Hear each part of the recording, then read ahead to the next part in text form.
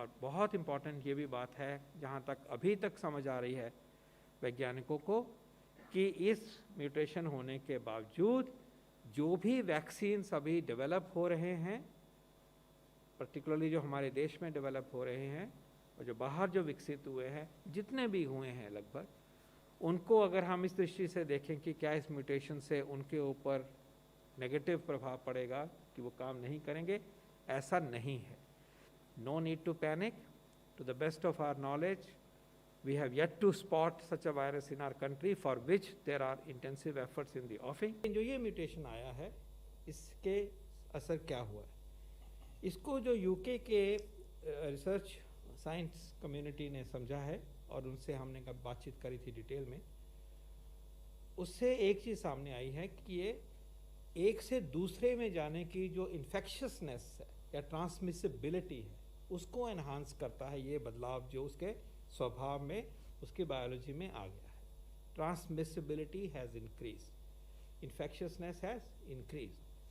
जैसे मान के चलें कि यूके का जो वायरस में आमतौर पे 1 से 1.5 को पकड़ रहा था, मतलब 2 वायरस से जो इन्फेक्ट हुए वो 3 तक पहुंचते थे, लेके उसकी टेंडेंसी में बढ़ोतरी होके वो मान लीजिए कि अब 1 जने से 2 की ट्रांसमिशन होनी शुरू होगी या 2.25 की होगी. ऐसा भी कहा जाता है कि 70% ट्रांसमिसिबिलिटी बढ़ गई है. लेकिन जो और बातें सामने आई हैं उसमें कुछ महत्वपूर्ण बिंदु हैं. पहली बात, क्या जो व्यक्ति इससे इन्फेक्ट हुए उनमें बीमारी ज़्यादा सीरियस हुई, सिवियर हुई? अभी तक जो दिखाई देता है उससे लगता है कि ऐसा नहीं है. This mutation is not affecting severity of disease as we understand today.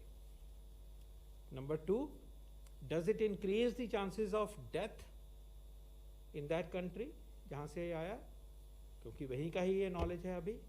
The answer is no. So the case fatality rate is not affected by this mutation. Hospitalization is not affected by this mutation.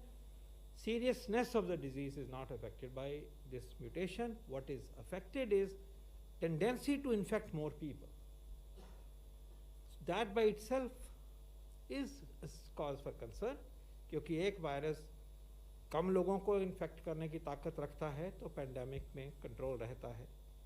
तेज़ी से फैलेगा तो उसका असर ज़्यादा होगा, health system overload होगा और उसके नतीजे अच्छे नहीं होंगे. तो ये एक एडवर्स डेवलपमेंट है, यूके में हुआ, खासकर उनके साउथ ईस्ट वाले पार्ट में हुआ, फिर और जगह पे फैला.